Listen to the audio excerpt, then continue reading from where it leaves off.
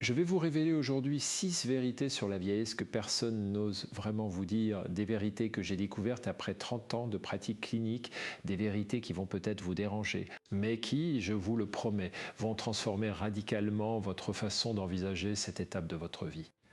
Restez jusqu'à la fin parce que la dernière vérité, celle que je garde pour la conclusion, c'est celle qui a changé la vie de dizaines de mes patientes et qui pourrait bien être le déclic que vous attendiez depuis des années. Alors avant de commencer, faites-moi plaisir, abonnez-vous à cette chaîne, laissez-moi un commentaire en me disant si vous avez déjà ressenti cette peur sourde face au vieillissement, cette angoisse qui vous réveille parfois la nuit, et partagez cette vidéo avec une amie qui en aurait besoin. Allez, dites-moi simplement oui ou non dans les commentaires, je veux savoir si je suis le seul à penser que nous vivons dans une société qui nous ment sur ce sujet.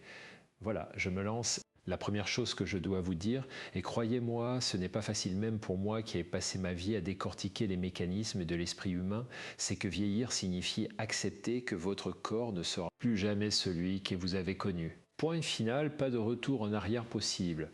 Aucune crème miracle, aucun régime révolutionnaire, aucune intervention chirurgicale ne vous ramènera à vos 30 ans. Cette réalité brutale, mes chères auditrices, je la vois tous les jours dans mon cabinet. Tenez, je pense à Françoise, 58 ans, qui est venue me consulter il y a 2 ans parce qu'elle ne se reconnaissait plus dans le miroir. Elle me disait, et je me souviens exactement de ces mots, « Christophe, je regarde mes mains et je vois celles de ma mère, je regarde mon cou et je vois celui de ma grand-mère. Où est passée la Françoise que j'étais ?» Qu'elle vivait, c'était un deuil, le deuil de son corps jeune, et ce deuil, personne ne lui avait dit qu'il était normal, légitime, nécessaire même.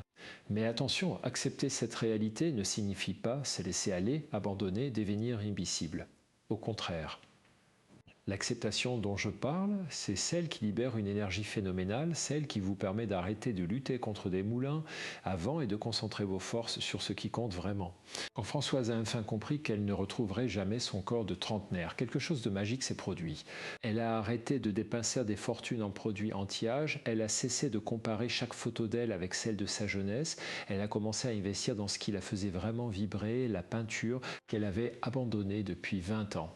Vous voyez, le paradoxe, c'est que c'est en acceptant la perte qu'on retrouve la liberté. C'est de la neuroplasticité pure. Notre cerveau est capable de se réconfigurer, de créer de nouvelles connexions, de trouver du plaisir ailleurs que dans la contemplation nostalgique du passé. Laissez-moi vous poser une question et soyez honnête avec vous-même. Combien de temps passez-vous chaque jour à regretter votre corps d'avant, à vous regarder dans le miroir en soupirant, à comparer vos photos actuelles avec celles d'il y a 10, 15, 20 ans? 1 heure, 2 heures plus, imaginez ce que vous pourriez faire avec ce temps-là, imaginez l'énergie psychique que vous libériez si vous décidiez, là, maintenant, d'accepter cette première vérité brutale. Je ne vous demande pas d'aimer vos rides, vos cheveux gris, votre peau qui se relâche, je vous demande simplement de les accepter comme faisant partie de votre histoire, de votre parcours, de ce que vous êtes devenu. Parce que, et c'est là que ça devient intéressant d'un point de vue cognitif, tant que vous refusez cette réalité, vous êtes prisonnière d'un conflit interne épuisant, votre cerveau dépense une énergie folle à maintenir. 2 réalités contradictoires, celle que vous voyez et celle que vous voudriez voir. Passons maintenant à la deuxième vérité, et celle-là va peut-être vous faire encore plus mal. Vieillir signifie que vous allez perdre des gens que vous aimez de plus en plus souvent, et il n'y a strictement rien que vous puissiez faire pour l'empêcher. Vos parents vont mourir si ce n'est pas déjà fait, vos amis vont disparaître un par un, votre conjoint peut-être aussi, et vous allez vous retrouver face à une accumulation de deuil qui peut devenir absolument écrasante. Si vous n'êtes pas préparé psychologiquement, je me souviens de Marie-Claire, 62 ans, qui a perdu en l'espace de 3 ans son mari, sa meilleure amie et son frère. Elle est arrivée dans mon cabinet dans un état de sidération émotionnelle, incapable de pleurer, incapable de ressentir quoi que ce soit comme anesthésiée. Elle me disait « Christophe, je ne comprends pas, j'ai l'impression d'être devenu un robot, je fonctionne mais je ne vis plus ». Ce que Marie-Claire vivait, c'est ce que j'appelle l'accumulation traumatique du deuil. Quand les pertes s'enchaînent trop rapidement, notre système émotionnel sature, il se met en mode protection, il coupe les émotions pour ne pas être submergé. C'est un mécanisme de défense tout à fait normal, mais qui, s'il perdure, peut mener à une dépression sévère. Alors qu'est-ce que j'ai fait avec Marie-Claire? Je l'ai aidée à pleurer. Oui, vous avez bien entendu, je l'ai aidée à se reconnecter avec sa tristesse, avec sa colère, avec son sentiment d'injustice face à toutes ces pertes. Parce que le deuil, mes chères auditrices, c'est comme une rivière, il faut qu'il coule si vous construisez un barrage, tôt ou tard, il va céder et tout emporter sur son passage. Mieux vaut laisser couler régulièrement, même si c'est douloureux, même si ça fait mal, même si vous avez l'impression que vous n'alliez jamais vous en remettre. Mais voici ce que personne ne vous dit sur les deuils multiples. Ils peuvent aussi être une opportunité extraordinaire de transformation personnelle. Je sais, dit comme ça semble presque obscène. Comment peut-on parler d'opportunité quand on perd les êtres qu'on aimait? Pourtant, c'est exactement ce qui s'est passé pour Marie-Claire. Après avoir traversé sa phase de tristesse intense, après avoir pleuré toutes les larmes de son corps, elle a commencé à voir les choses différemment. Je n'oublierai jamais cette phrase, Christophe, j'ai compris que chaque personne que j'ai perdue m'a laissé un cadeau. Mon mari m'a appris la patience, ma meilleure amie m'a appris l'humour même. Dans les moments difficiles, mon frère m'a appris à profiter de chaque instant.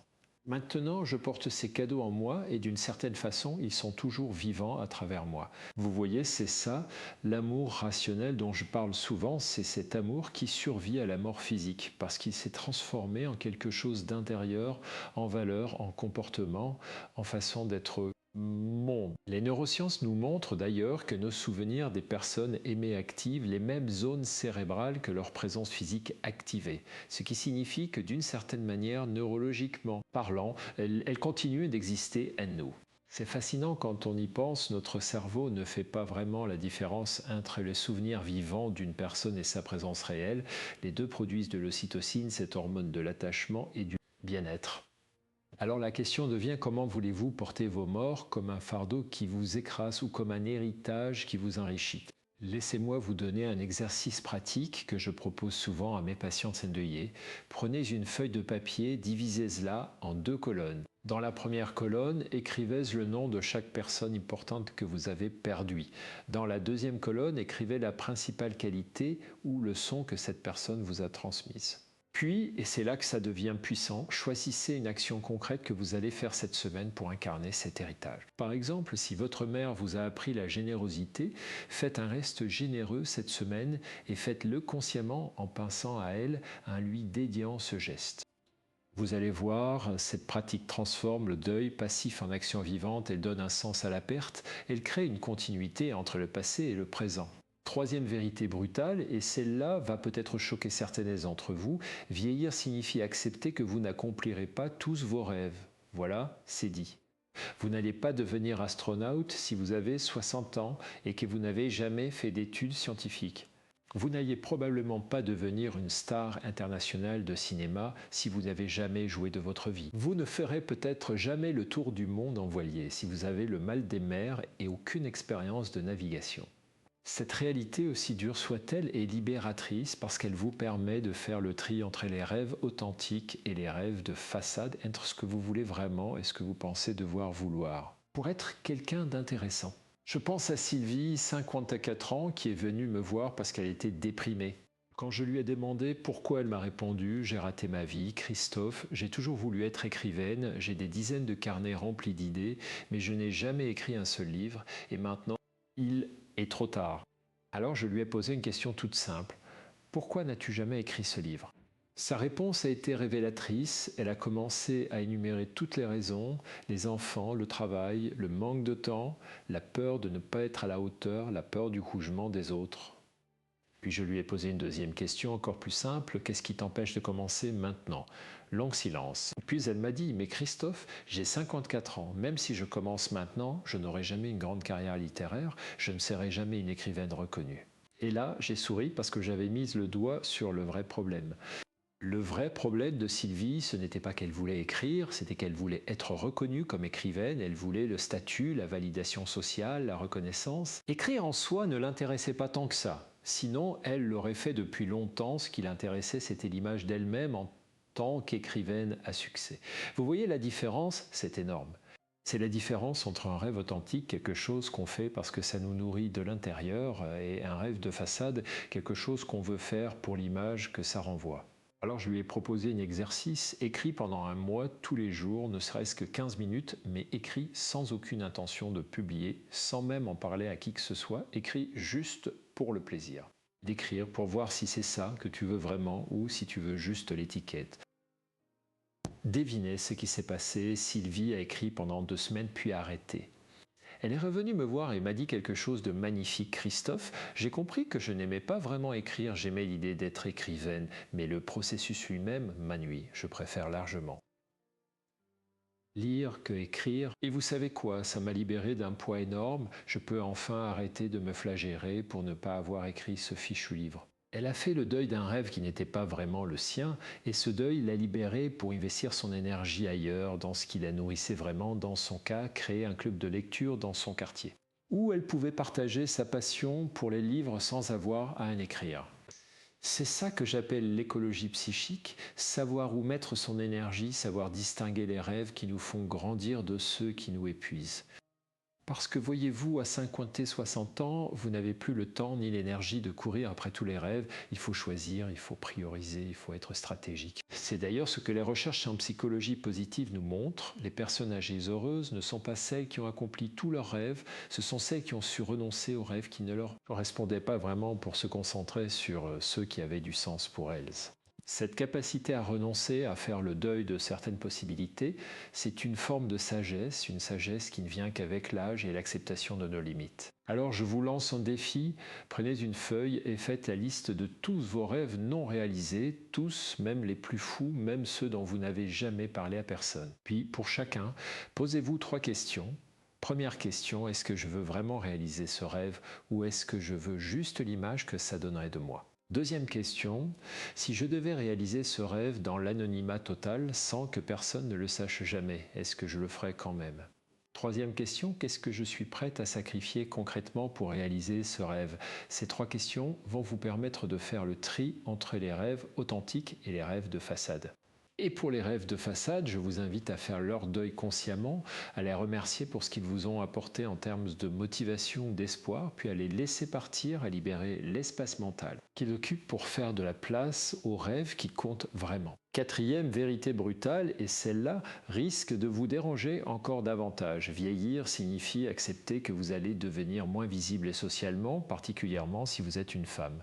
Notre société, avec son culte de la jeunesse et de la beauté, a une fâcheuse tendance à rendre les femmes de plus de 50 ans invisibles. Vous allez le remarquer dans des petites choses, le serveur au restaurant qui s'adresse d'abord à votre fille, le vendeur qui vous ignore pour servir une cliente plus jeune, les regards qui glissent sur vous sans s'arrêter alors qu'ils s'attardaient quand vous aviez 30 ans. Cette invisibilité progressive, mes chères auditrices, c'est une violence symbolique réelle et il est important de la nommer, de la reconnaître, parce que si vous ne la nommez pas, vous allez l'intérioriser et vous dire que c'est de votre faute, que vous n'êtes plus intéressante, plus désirable, plus digne d'attention. Je me souviens de Brigitte, 59 ans, cadre supérieur dans une grande entreprise, qui est venue me consulter parce qu'elle se sentait complètement dévalorisée au travail. Elle me racontait que lors des réunions, ses idées étaient systématiquement ignorées alors que les mêmes idées, reprises par des collègues plus jeunes, étaient applaudies. Elle avait l'impression de parler dans le vide, d'être devenue transparente. Et le plus douloureux pour elle, c'était de réaliser que cette invisibilité n'était pas liée à ses compétences. Elle était toujours aussi brillante, aussi créative, aussi efficace, mais simplement à son âge et au fait qu'elle était une femme. Alors qu'est-ce que j'ai fait avec Brigitte ? Je ne lui ai pas dit que c'était dans sa tête. Je ne lui ai pas dit qu'elle devait juste avoir plus confiance en elle. Non, je lui ai d'abord validé son expérience. Je lui ai dit oui, ce que tu vis est réel. C'est de l'agisme et du sexisme combinés et c'est inacceptable. Mais voici où ça devient intéressant. Une fois qu'on a nommé le problème, une fois qu'on a validé l'expérience, on peut commencer à travailler sur des stratégies concrètes pour y faire face. Parce que voyez-vous, même si on ne peut pas changer la société du jour au lendemain, on peut changer notre façon d'y naviguer. J'ai travaillé avec Brigitte sur ce que j'appelle la visibilité stratégique.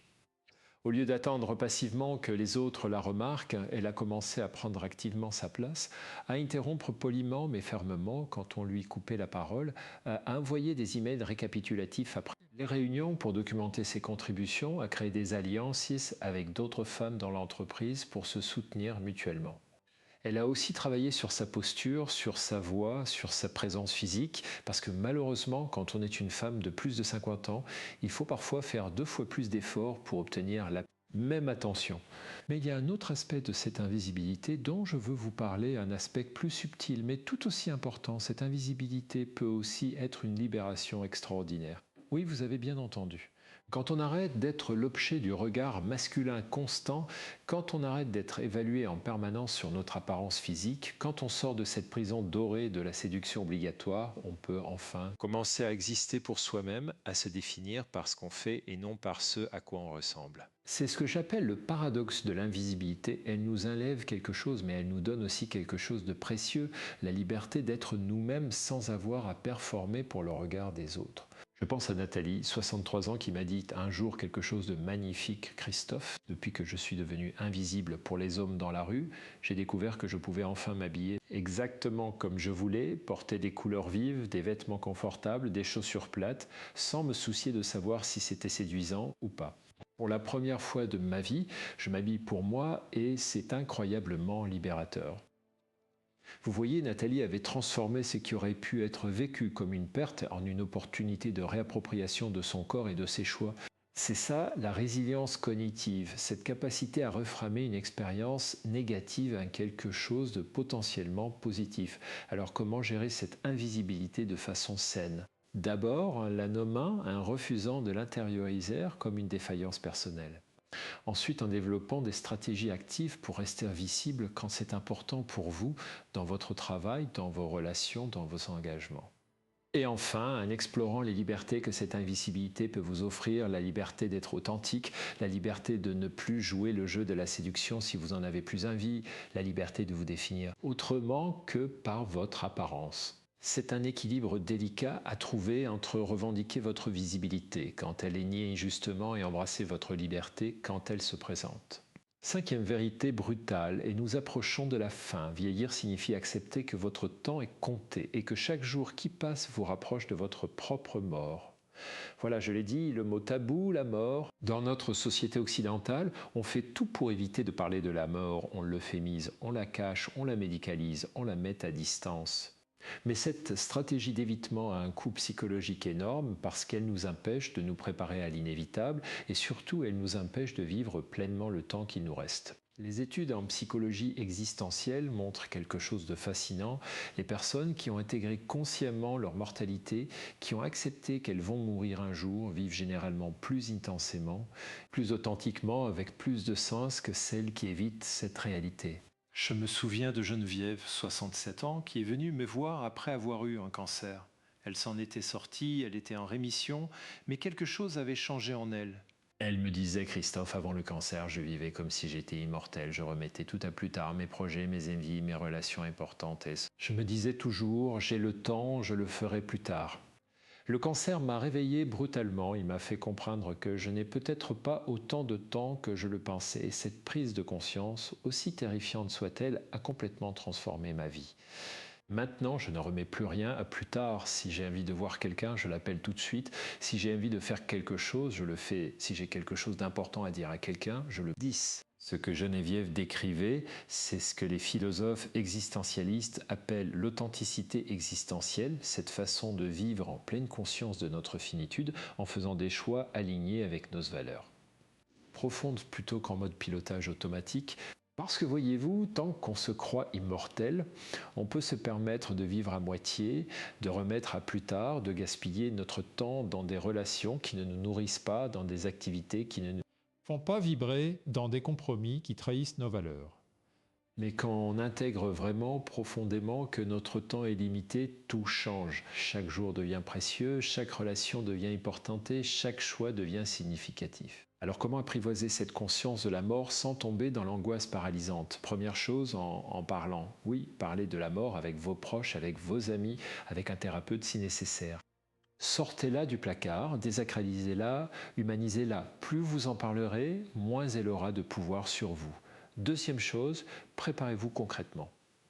Faites votre testament, clarifiez vos volontés concernant vos funérailles. Mettez de l'ordre dans vos affaires. Cette préparation concrète, loin d'être morbide, est incroyablement apaisante parce qu'elle vous donne un sentiment de contrôle sur quelque chose qui semble hors de contrôle. Troisième chose, utilisez votre conscience de la mort comme un guide pour vos choix de vie. Quand vous devez prendre une décision importante, demandez-vous si je devais mourir dans un an, qu'est-ce que je choisirais ?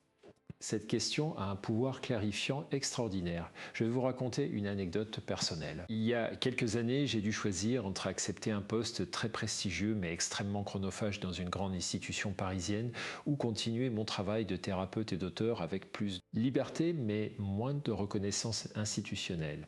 J'étais déchiré, l'ego me poussait vers le poste prestigieux mais quelque chose en moi résistait. Alors je me suis posé cette question, si je devais mourir dans un an, qu'est-ce que je regretterais le plus de ne pas avoir accepté ce poste ou de ne pas avoir eu assez de temps pour écrire, pour voir mes patients, pour... Me promener dans la nature. La réponse a été immédiate et limpide, j'aurais regretté de ne pas avoir eu assez de temps pour ce qui compte vraiment pour moi. J'ai refusé le poste et je n'ai jamais regretté cette décision. Cette conscience de la mort, quand elle est bien intégrée, devient un filtre extraordinaire pour distinguer l'essentiel du superflu, ce qui a du sens de ce qui n'en a pas, ce qui mérite notre temps de ce qui le gaspille. C'est pour ça que je dis souvent à mes patients, la mort est la meilleure conseillère d'orientation que vous puissiez avoir. Elle ne ment jamais, elle ne se laisse pas impressionner par le statut social ou l'argent, elle vous ramène toujours à l'essentiel.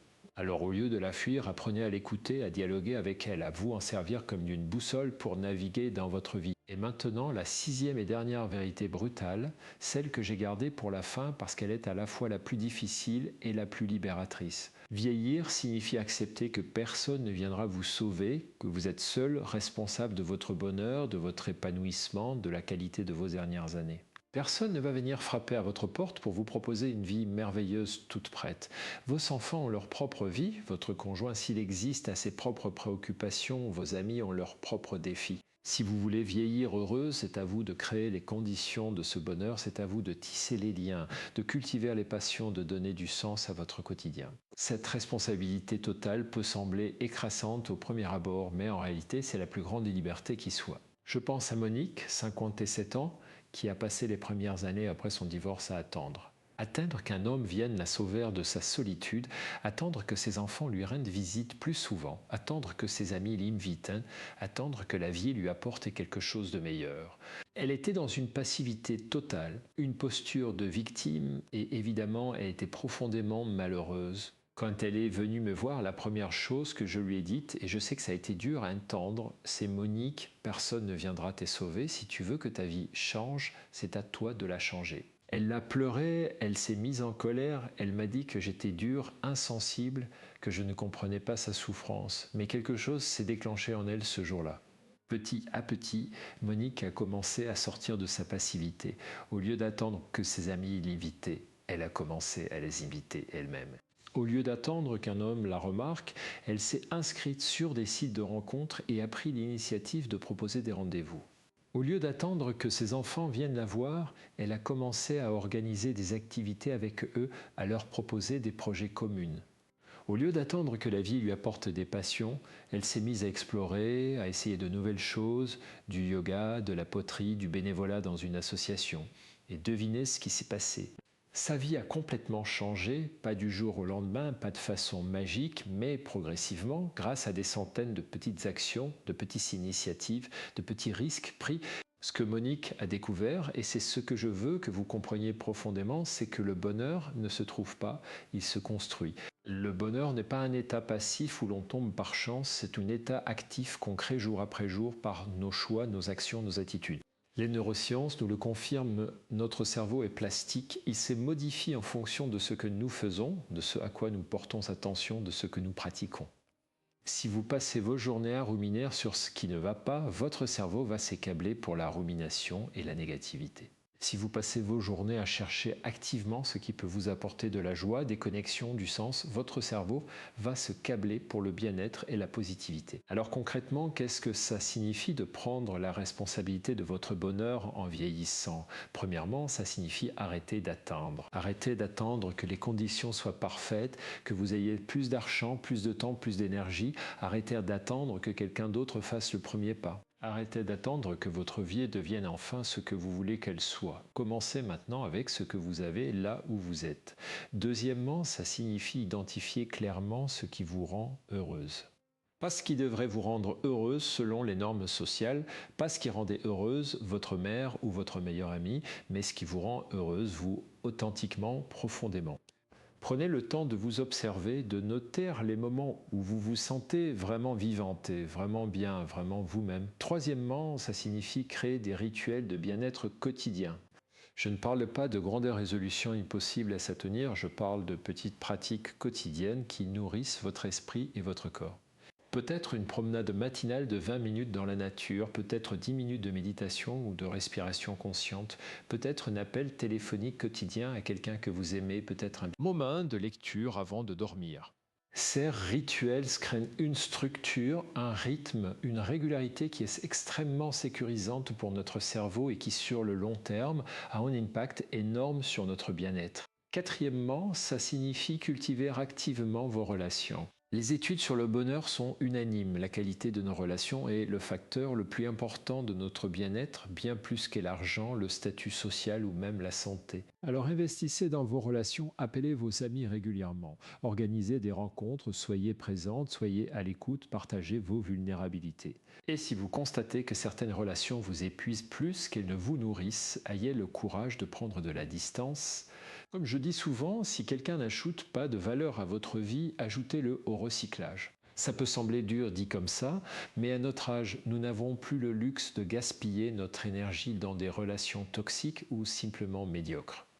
Cinquièmement, ça signifie trouver un sens, une contribution, quelque chose qui vous dépasse. Les recherches en psychologie positive montrent que les personnes qui ont le sentiment de contribuer à quelque chose de plus grand qu'elles-mêmes vieillissent mieux, sont en meilleure santé et plus heureuses. Cette contribution peut prendre 1000 formes différentes, du bénévolat dans une association à la transmission de vos compétences aux plus jeunes en passant par l'engagement politique, écologique, social. L'important c'est de sentir que votre existence a un impact positif, même minime, sur le monde qui vous entoure.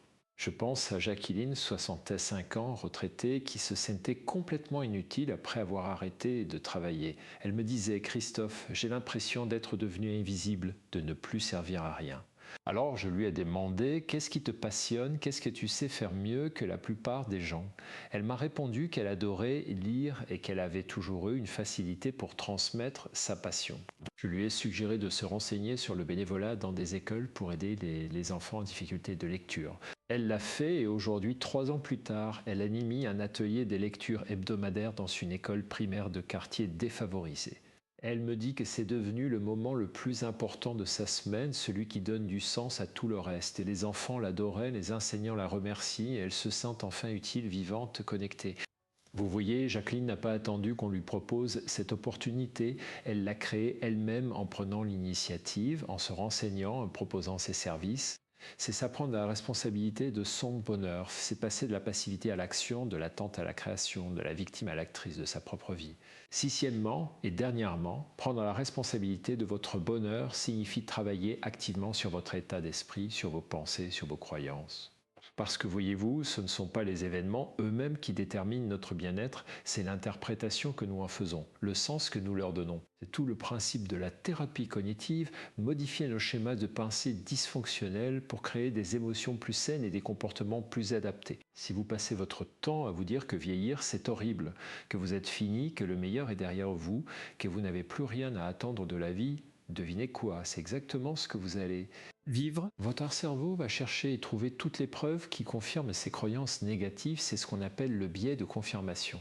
Mais si vous décidez consciemment de recadrer votre expérience du vieillissement, de vous dire que c'est une opportunité de liberté, de sagesse, d'authenticité, que c'est une période où vous pouvez enfin être vous-même, sans avoir à performer pour les autres, que c'est un temps pour approfondir ce qui compte vraiment, alors votre cerveau va chercher et trouver toutes les preuves qui confirment ces croyances positives. Ce n'est pas de la pensée magique, ce n'est pas du déni de la réalité, c'est simplement reconnaître que la réalité est complexe et qu'elle contient toujours des aspects positifs et négatifs et que nous avons le choix de porter notre attention sur les uns ou les autres. Évidemment, il y a des aspects difficiles du vieillissement, je ne les nie pas, je vous en ai parlé pendant toute cette conférence, mais il y a aussi des aspects libérateurs, enrichissants, profonds et c'est à nous de décider sur quoi nous voulons nous concentrer. Laissez-moi vous donner un dernier exercice pratique, celui que je considère comme le plus puissant pour transformer votre expérience du vieillissement. Chaque soir avant de vous coucher, prenez un carnet et écrivez 3 choses. Premièrement, une chose que vous avez appréciée aujourd'hui, quelque chose qui vous a fait du bien, qui vous a fait sourire, qui vous a nourri. Ça peut être quelque chose de minuscule, un rayon de soleil sur votre visage, un sourire échangé avec un inconnu, une tasse de thé savourée tranquillement. Deuxièmement, une chose pour laquelle vous êtes reconnaissante aujourd'hui. Quelque chose qui fonctionne dans votre vie, quelque chose que vous avez et que vous pourriez ne pas avoir. Votre santé même imparfaite, un toit sur votre tête, une amie qui vous écoute, votre capacité à marcher, à voir, à entendre. Troisièmement, une petite victoire de la journée, quelque chose dont vous êtes fier, même modestement, une conversation difficile que vous avez osé avoir, une tâche que vous avez accomplie, un moment où vous avez été fidèle à vos valeurs. Cet exercice pratiqué quotidiennement va littéralement recabler votre cerveau. Après quelques semaines, vous allez remarquer que votre attention se porte spontanément sur le positif, que vous remarquez plus facilement les petits bonheurs, que vous êtes plus reconnaissante, plus consciente de vos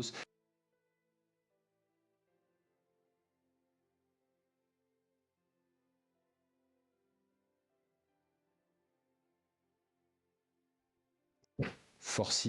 Ce n'est pas de l'autosuggestion béate, c'est de la neuroplasticité appliquée. C'est utiliser les découvertes des neurosciences pour améliorer concrètement votre qualité de vie. Et le plus beau dans tout ça, c'est que ça ne coûte rien, ça ne prend que 5 minutes par jour et ça peut transformer radicalement votre expérience du vieillissement. Voilà mes chères auditrices, nous arrivons au terme de cette longue conversation. Je vous ai présenté 6 vérités brutales sur le vieillissement, 6 réalités que notre société préfère souvent éviter mais qui, quand on les accepte pleinement, deviennent paradoxalement libératrices. Acceptez que votre corps change et ne reviendra jamais à ce qu'il était. Acceptez que vous allez perdre des êtres chers et apprendre à transformer ces pertes en héritage vivant. Acceptez que vous ne réaliserez pas tous vos rêves et apprendre à distinguer les rêves authentiques des rêves de façade. Acceptez que vous deviendrez moins visible socialement, mais que cette invisibilité peut aussi être une forme de liberté. Acceptez que votre temps est compté et utilisez cette conscience comme une boussole pour vos choix de vie. Et enfin, acceptez que personne ne viendra vous sauver et que vous êtes seul responsable de créer votre bonheur. Ces 6 vérités ne sont pas des sentences de mort, ce sont des invitations à la lucidité, à l'authenticité, à la responsabilité. Parce que voyez-vous, on ne peut pas construire une vie heureuse sur le déni, sur l'évitement, sur les illusions. On ne peut construire une vie heureuse que sur la vérité, même quand elle est inconfortable, même quand elle nous oblige à renoncer à certaines croyances rassurantes. La sagesse, ce n'est pas d'avoir toutes les réponses, c'est d'avoir le courage de regarder la réalité en face et de faire avec, de composer avec, de créer du beau même avec des matériaux imparfaits. Alors maintenant, je vous lance un défi pour cette semaine. Choisissez une des 6 vérités que je vous ai présentées, celle qui vous a le plus touché, le plus dérangé ou le plus interpellé. Et prenez une action concrète, même petite, pour commencer à l'intégrer dans votre vie. Si c'est la première vérité sur le corps qui change, peut-être que votre action sera de vous regarder dans le miroir et de remercier votre corps pour tout ce qu'il vous permet de faire plutôt que de le critiquer pour ce qu'il n'est plus. Si c'est la deuxième vérité sur les pertes, peut-être que votre action sera de faire l'exercice que je vous ai proposé, identifier l'héritage que vous ont laissé les personnes que vous avez perdues. Si c'est la troisième vérité sur les rêves non réalisés, peut-être que votre action sera de faire le tri entre vos rêves authentiques et vos rêves de façade. Si c'est la quatrième vérité sur l'invisibilité, peut-être que votre action sera d'identifier un domaine où vous voulez redevenir visible et de prendre une initiative concrète dans ce sens. Si c'est la cinquième vérité sur la mort, peut-être que votre action sera d'avoir une conversation sur ce sujet avec un proche ou de commencer à mettre de l'ordre dans vos affaires. Et si c'est la sixième vérité sur la responsabilité de votre bonheur, peut-être que votre action sera de commencer le rituel du soir que je vous ai proposé, noter 3 choses positives chaque jour. Une seule action, mais concrète, mesurable, réalisable cette semaine, parce que c'est comme ça qu'on change une vie, pas par de grandes résolutions spectaculaires, mais par des petites actions répétées jour après jour. Et maintenant, j'ai besoin de vous. Si cette conférence vous a touché, si elle vous a apporté quelque chose, si vous pensez qu'elle peut aider d'autres femmes dans votre situation, faites 3 choses pour moi. Premièrement, abonnez-vous à cette chaîne si ce n'est pas déjà fait parce que je vais continuer à partager avec vous des outils, des réflexions, des exercices pratiques pour vivre mieux, pour vieillir mieux, pour aimer mieux. Deuxièmement, laissez-moi un commentaire en me disant quelle vérité vous a le plus touché et quelle action vous allez mettre en place cette semaine. J'ai vraiment envie de savoir, j'ai vraiment envie d'échanger avec vous, de créer une communauté de femmes qui refusent de vieillir invictimes et qui choisissent de vieillir une actrice de leur vie. Et troisièmement, partagez cette vidéo avec une amie, une sœur, une collègue qui pourrait en avoir besoin, avec une femme de votre entourage qui traverse cette période difficile de la vie et qui a besoin d'entendre ces vérités, même si elles sont brutales, parce qu'elles sont aussi libératrices. Vous savez, après 30 ans de pratique clinique, après avoir accompagné des centaines de femmes dans cette transition qu'est le vieillissement, je peux vous dire une chose avec certitude, les femmes les plus heureuses que j'ai rencontrées ne sont pas celles qui ont eu la vie la plus facile, ce ne sont pas celles qui ont le plus d'argent, ce ne sont pas celles qui ont gardé l'apparence la plus jeune. Ce sont celles qui ont eu le courage de regarder la réalité en face, d'accepter ce qui ne peut pas être changé, de changer ce qui peut l'être et d'avoir la sagesse de faire la différence entre les deux. Ce sont celles qui ont arrêté de se battre contre le courant de la vie et qui ont appris à nager avec lui, à utiliser sa force plutôt qu'à la combattre. Ce sont celles qui ont compris que vieillir n'est pas une défaite, c'est simplement une autre étape, différente de la jeunesse certes, avec ses propres défis mais aussi avec ses propres richesses, ses propres beautés, ses propres possibilités. Ce sont celles qui ont découvert que la liberté ne vient pas d'absence de contraintes, elle vient de l'acceptation de la réalité et du choix conscient de ce qu'on fait avec cette réalité. Ce sont celles qui ont cessé d'être des consommatrices passives de leur vie pour devenir des créatrices actives de leur bonheur. Et vous pouvez être l'une d'entre elles, vous pouvez faire ce choix aujourd'hui, maintenant, en décidant que ces 6 vérités brutales ne seront pas des obstacles, mais des tremplins, pas des fins, mais des commencements. Je veux terminer en vous racontant une dernière histoire, celle d'une patiente que j'ai suivie pendant plusieurs années et qui incarne parfaitement ce dont je vous ai parlé aujourd'hui. Elle s'appelait Hélène, elle avait 68 ans quand elle est venue me voir la première fois, complètement déprimée au bord du suicide. Elle me disait que sa vie était finie, qu'elle n'avait plus rien à attendre, plus rien à espérer. Son mari était décédé 2 ans auparavant, ses enfants vivaient à l'étranger, elle était à la retraite, elle se sentait inutile, invisible, sans valeur. Elle avait tout essayé, les antidépresseurs, les groupes de soutien, les voyages, rien ne fonctionnait. Elle me disait « Christophe, je ne vois pas l'intérêt de continuer, à quoi bon vivre si c'est pour être seule, vieille, malade, sans projet, sans passion, sans personne qui a vraiment besoin de moi ». J'ai travaillé avec Hélène pendant 2 ans. Ça n'a pas été facile. Il y a eu des hauts et des bas, des moments de découragement, des moments où elle voulait tout abandonner. Mais progressivement, pas à pas, nous avons travaillé sur les 6 vérités dont je vous ai parlé aujourd'hui. Elle a appris à accepter son corps vieillissant, à arrêter de le comparer à celui qu'elle avait à 30 ans. Elle a fait le deuil de son mari d'une façon plus saine, en identifiant l'héritage qu'il lui avait laissé, les valeurs qu'il lui avait transmises, et en décidant de les incarner dans sa vie quotidienne. Elle a fait le tri dans ses rêves non réalisés et a découvert que la plupart n'étaient pas vraiment les siens, qu'ils venaient de pressions sociales ou familiales. Elle a appris à naviguer avec son invisibilité sociale, à la fois en développant des stratégies pour rester visible, quand c'était important et en embrassant la liberté que cette invisibilité lui offrait. Elle a intégré sa mortalité d'une façon consciente et l'a utilisée comme une boussole pour ses choix, se demandant régulièrement « si je devais mourir dans 1 an, est-ce que je serais fier de la façon dont j'ai vécu ?» Cette journée, et surtout elle a pris la responsabilité totale de son bonheur, elle a arrêté d'attendre que quelqu'un vienne la sauver et elle a commencé à créer activement la vie qu'elle voulait vivre. Elle s'est inscrite dans un club de randonnée et a rencontré de nouvelles amies. Elle a commencé à faire du bénévolat dans un refuge pour animaux, elle qui avait toujours adoré les chiens. Elle a repris la peinture, une passion qu'elle avait abandonnée depuis 40 ans. Elle a même, à 70 ans, eu une relation amoureuse avec un homme qu'elle a rencontré lors d'une randonnée. La dernière fois que j'ai vu Hélène, il y a quelques mois, elle avait 73 ans, elle rayonnait littéralement. Elle m'a dit quelque chose que je n'oublierai jamais. « Christophe, je sais que ça peut paraître fou, mais je suis plus heureuse maintenant à 73 ans que je ne l'ai jamais été dans toute ma vie. J'ai enfin compris que le bonheur ne vient pas de l'extérieur, il vient de l'intérieur, de mes choix, de mes actions, de mon attitude face à la vie.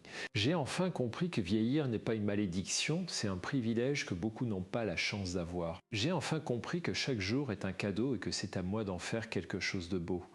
Vous voyez, Hélène n'a pas changé les circonstances de sa vie. Elle est toujours veuve, ses enfants vivent toujours à l'étranger, elle a toujours 73 ans avec un corps qui vieillit. Ce qui a changé, c'est son regard sur ses circonstances, c'est son attitude, c'est ses choix, c'est sa façon d'habiter sa vie. Et c'est exactement ce que je veux pour vous, mes chères auditrices. Je veux que vous compreniez que vous avez ce pouvoir, le pouvoir de transformer votre expérience du vieillissement, non pas en niant la réalité, non pas en vous mentant à vous-même, mais en l'acceptant pleinement et en choisissant consciemment ce que vous allez en faire. Les 6 vérités brutales que je vous ai présentées aujourd'hui ne sont pas des condamnations, ce sont des libérations. Chacune d'entre elles, quand elle est vraiment acceptée, ouvre un espace de liberté, un espace de choix, un espace de création. Votre corps change, mais vous pouvez choisir de l'habiter avec bienveillance plutôt qu'avec haine. Vous perdez des êtres chers, mais vous pouvez choisir de porter leur héritage plutôt que juste leur absence. Vous ne réaliserez pas tous vos rêves, mais vous pouvez choisir de vous concentrer sur ceux qui comptent vraiment. Vous devenez moins visible, mais vous pouvez choisir d'utiliser cette invisibilité comme une liberté d'être authentique.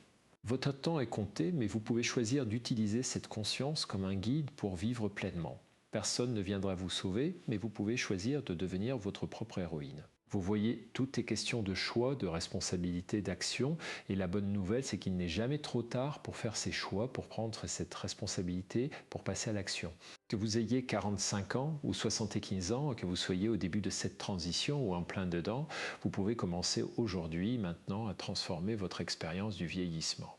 Alors voilà, j'ai fait ma part, je vous ai partagé 30 ans d'expérience clinique, des centaines d'histoires de patientes, des dizaines d'outils pratiques, 6 vérités brutales mais libératrices. Maintenant, c'est à vous de jouer, c'est à vous de décider ce que vous allez faire de tout ça.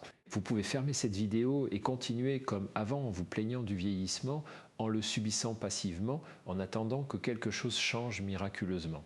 Ou vous pouvez faire un choix différent, vous pouvez décider que cette vidéo va être un tournant, que ces 6 vérités vont devenir des tremplins, que vous allez passer de la passivité à l'action, de la victime à l'héroïne de votre propre vie. Je ne peux pas faire ce choix à votre place, personne ne peut le faire à votre place, c'est votre responsabilité, votre liberté, votre pouvoir. Mais je peux vous promettre une chose, si vous faites ce choix, si vous décidez d'accepter ces vérités brutales et d'agir en conséquence, votre vie va changer. Pas du jour au lendemain, pas de façon magique, mais progressivement, profondément, durablement. Vous allez découvrir des ressources en vous que vous ne soupçonniez pas. Vous allez développer une résilience que vous ne pensiez pas possible. Vous allez créer une vie qui a du sens, qui a de la saveur, qui a de la beauté, même avec les contraintes du vieillissement, même avec les pertes et même avec les limites. Parce que c'est ça la vraie sagesse. Ce n'est pas d'avoir une vie parfaite, c'est de savoir créer du beau avec une vie imparfaite. Ce n'est pas d'éviter la souffrance, c'est de savoir la transformer en croissance. Ce n'est pas de rester jeune éternellement, c'est de savoir vieillir avec grâce, avec dignité, avec authenticité. Alors je vous le redemande une dernière fois, abonnez-vous à cette chaîne, laissez-moi un commentaire pour me dire quelle vérité vous a le plus touché, quelle action vous allez mettre en place et partagez cette vidéo avec une femme qui en a besoin. Créons ensemble une communauté de femmes qui refusent de vieillir en victime, qui choisissent de vieillir en héroïne, qui transforment les vérités brutales en opportunités de croissance. Je vous remercie de m'avoir écouté jusqu'au bout, je vous remercie de votre confiance, je vous remercie de votre courage, parce qu'il en faut pour écouter des vérités aussi brutales. Et je vous dis à très bientôt pour de nouvelles réflexions, de nouveaux outils, de nouvelles histoires qui, je l'espère, continueront à vous accompagner sur ce chemin magnifique et exigeant qu'est le vieillissement conscient. Prenez soin de vous, soyez bienveillante avec vous-même et n'oubliez jamais que vous avez le pouvoir de